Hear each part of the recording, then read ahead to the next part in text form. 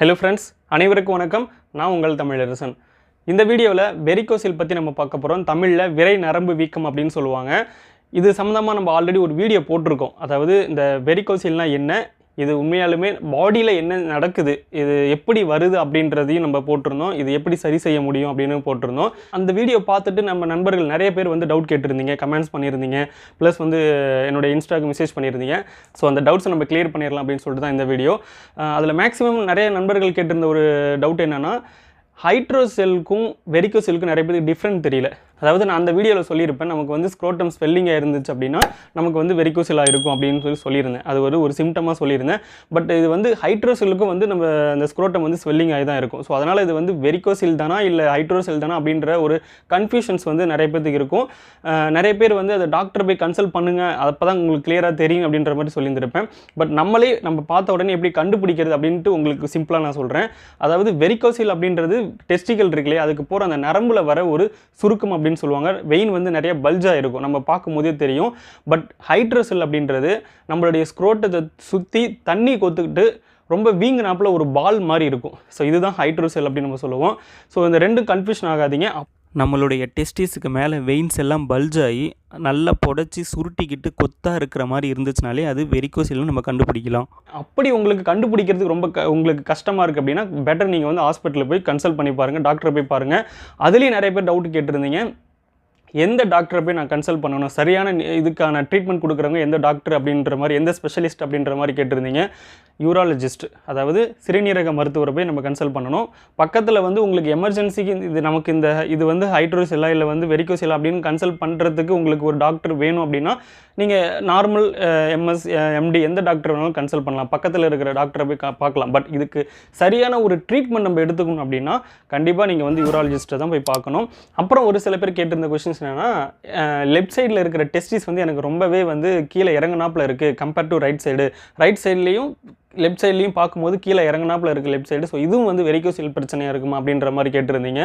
இது வந்து ஒரு பிரச்சனையா அப்படின்ற மாதிரி கூட கேட்டிருந்தீங்க. இது ஒரு பிரச்சனை கிடையாது, இது எல்லாருக்குமே ஒரு நார்மலான ஒரு விஷயம். இது ஏன் இயற்கையாகவே நேச்சுரலாக நமக்கு லெஃப்ட் சைடில் இருக்கிற டெஸ்டிஸ் இறங்கினாப்பில் இருக்குது அப்படின்னா, நமக்கு வந்து இந்த லோயர் அப்டாமினலிருந்து வர ஒரு மிகப்பெரிய ஒரு வெயின் வந்து லெஃப்ட் சைடு வழியாக ஒரு ப்ரெஷர் மூலிமா வெளியே வருது. நமக்கு அந்த ப்ரெஷர்னால அந்த லெஃப்ட் சைடு டெஸ்டிஸ் வந்து கொஞ்சம் கீழே இறங்கினாப்பில் இருக்குது, அவ்வளோதான். இது வந்து ஒரு பிரச்சனை கிடையாது, இது நார்மலான ஒரு விஷயம் தான். ஸோ இதையும் நீங்கள் பார்த்துட்டு கன்ஃபியூஷன் ஆகிக்காதீங்க. அப்புறம் நிறைய பேர் வந்து ஒரு கொஸ்டின் கேட்டிருந்தீங்க, மாஸ்டர்பேஷன் கண்டினியூவாக நம்ம பண்ணுறதுனால இது வருமா அப்படின்னு சொல்லிட்டு. மாஸ்டர்பேஷன் கண்டினியூவாக அது பண்ணுறதுனாலாம் வரவே வராது. ஸோ அதுக்கும் இதுக்கும் சம்மந்தம் இல்லை, நீங்கள் அதையும் இதையும் போட்டு குழப்பிக்காதீங்க. பட் மாஸ்டர்பேஷன் பண்ணுறது அதிகமாக பண்ணுறது நல்லது இல்லைன்னு சொல்லி நான் ஆல்ரெடி வீடியோ போட்டிருக்கேன்.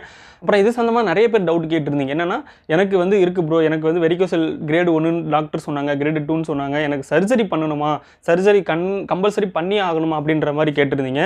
இது வந்து சர்ஜரி தான் பண்ணணுமா அப்படின்னு சொல்லிட்டு எதை வச்சு நம்ம வந்து தீர்மானிப்பாங்க அப்படின்னா, நீங்கள் ஒரு டாக்டர்கிட்ட போய் பார்த்தாலும் அவங்க வந்து ஃபஸ்ட்டு உங்களுடைய ஏஜை பார்ப்பாங்க. உங்களுடைய ஏஜ் வந்து 20 இருக்கா, இல்லை 25, 26 அந்த ரேஞ்சில் இருக்கா, இல்லை கல்யாணம் ஃபஸ்ட்டு ஆகிடுச்சு அப்படின்ற மாதிரி கேட்பாங்க. கல்யாணம் ஆகிட்டு குழந்தை இல்லையா அப்படின்றதெல்லாம் கேட்பாங்க.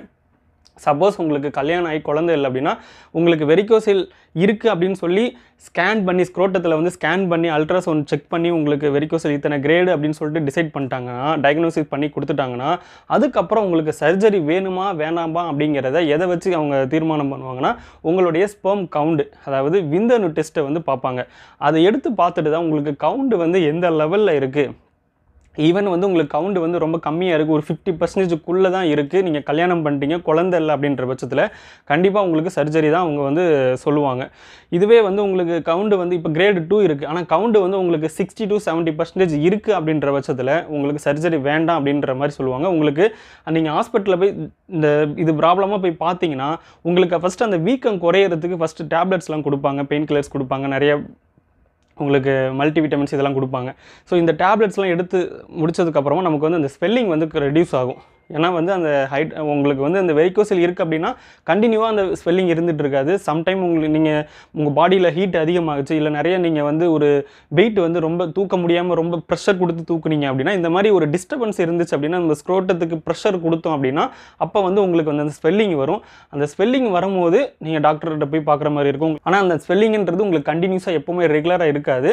உங்களுக்கு அந்த பிரச்சனை பெயின் வரும்போது அந்த ஸ்வெல்லிங் இருக்கும், அதுக்கப்புறம் பெயின் வந்து கண்ட்ரோல் ஆகிடும், ஸ்வெல்லிங்கும் கண்ட்ரோல் ஆகிடும் உங்களுக்கு. ஆனால் ஆனால் இன்பிட்வீனில் உங்களுக்கு ஒரு டிஸ்கம்ஃபோர்ட் இருந்துக்கிட்டே இருக்கும். அந்த டிஸ்கம்ஃபோர்ட் வந்து அப்பப்போ தான் இருக்குது, எங்களுக்கு ரெகுலராக எனக்கு இல்லை அப்படின்ற பட்சத்தில் நீங்கள் சர்ஜரியை பண்ணிக்கணுன்ற அவசியம் இல்லை. உங்களுக்கு கவுண்டும் நல்லா இருக்குது அப்படின்ற பட்சத்தில் சர்ஜரி வேண்டாம். கவுண்டு கம்மியாக இருக்குது அப்படின்ற பட்சத்தில் தான் உங்களுக்கு கல்யாணமும் ஆக போகுது, கல்யாண வயசில் இருக்கிறீங்க அப்படின்னா அதுக்கு நீங்கள் சர்ஜரி பண்ணுறது தான் நல்லது. ஓகே, அதுக்கப்புறம் இது வந்து நிறைய பேர் ஒரு கன்ஃபியூஷனில் இருக்கிறீங்க. இது வந்து சித்த மருத்துவத்தில் சரி பண்ணலாம்னு நிறைய பேர் சொல்கிறாங்க. ஸோ இது வந்து நம்ம அலோபதி மெடிசன்ஸ் இந்த மாதிரி ஒரு சர்ஜரி இந்த மாதிரி ட்ரீட்மெண்ட்டில் தான் நம்ம போகணுமா, இல்லை நம்ம இந்த மாதிரி சித்தா மெடிசன்ஸ் எடுத்து நம்ம நாட்டு மருந்து இது மாதிரிலாம் சாப்பிட்டு நம்ம சரி பண்ணலாமா அப்படின்ற மாதிரி நிறைய கேட்டிருந்தீங்க. பட் நான் அந்த வீடியோவிலேயே தெளிவாக நான் சொல்லியிருந்திருப்பேன். இதுக்கு ப்ராப்பரான ஒரு ட்ரீட்மெண்ட் அப்படிங்கும்போது நம்ம இது அலோபதி மெடிசன் தான். சித்தா மெடிசனில் உங்களுக்கு வந்து நிறைய உங்களுக்கு மூலிகை ஒரு சில விஷயங்கள் சாப்பிட சொல்லுவாங்க. அதெல்லாம் சாப்பிட்டிங்கன்னா அந்த இது சரியாகிறதுக்கு உங்களுக்கு மேபி நாட்கள் அதிகமாகும். ஒரு இயர், 2 இயர், 3 இயர்ஸ் அந்த மாதிரி ஆகலாம். பட் எடுத்த உடனே உங்களுக்கு சரியாகணும் அப்படின்னா இது அனாட்டமிக்கலாக இருக்கிற ஒரு பிரச்சனை. ஸோ இதை வந்து நம்ம சித்த மெடிசனில் போய் சாப்பிட்டுட்டு இதை நம்ம உணவு மூலயமா கண்ட்ரோல் பண்ணி சரி பண்ண முடியும் அப்படின்றதுக்கான வாய்ப்புகள் மிக மிக குறைவு. நீங்கள் நிறைய யூடியூப் சேனலில் பார்த்தீங்கன்னா நிறைய டாக்டர்ஸ் வந்து பேசியிருப்பாங்க. ஸோ இது வந்து பாடியோட ஹீட்னால வருது அப்படின்னு சொல்லிட்டு. உண்மையாலுமே இது பாடியோட ஹீட்னால தான் வருது, உஷ்ணத்தினால தான் வருது. அதில் எந்த ஒரு மாற்றமும் கிடையாது. ஏன்னா நிறைய பேர் இந்த கட்ஜெட் யூஸ் பண்ணுறதுனால கூட வருதுன்னு சொல்லியிருந்தேன். பட் இது வந்து சரி செய்யணும் அப்படின்னா சித்த மெடிசத்தில் கண்டிப்பாக நம்மளால் சரி பண்ண முடியுன்ற ஒரு அஷூரன்ஸ் கிடையாது. ஏன்னா சில பேர் அதை சாப்பிட்டு சரியாக கூட இருந்துட்டு அதுக்கப்புறம் சர்ஜரி பண்ணியிருக்காங்க. ஏன்னா அந்தளவுக்கு நமக்கு டைம் கிடையாது. குழந்தை வேணும்னு வெயிட் பண்ணிகிட்டு இருக்கவங்க இதை சாப்பிட்டு நம்ம வெயிட் பண்ணிகிட்டு இருக்க முடியாது. ஸோ குயிக்காக நம்ம சர்ஜரி பண்ணிவிட்டு அடுத்து குழந்தைக்கு ட்ரை பண்ணணும் அப்படின்ற மாதிரி நினைப்பாங்க. ஸோ அந்த மாதிரி இதில் ஒரு இம்பார்ட்டன்ட் எதுக்கு நம்ம கொடுக்கணும் அப்படின்றத பொறுத்திருக்கு. ஒவ்வொருத்தருக்கு வந்து ப்ரையாரிட்டி தேவைப்படாது, சர்ஜரி தேவைப்படாது. ஒருத்தவங்களுக்கு கண்டிப்பாக சர்ஜரி பண்ணுற மாதிரி இருக்கும். ஸோ ஒவ்வொருத்தருடைய சுச்சுவேஷன்ஸ் வேறு.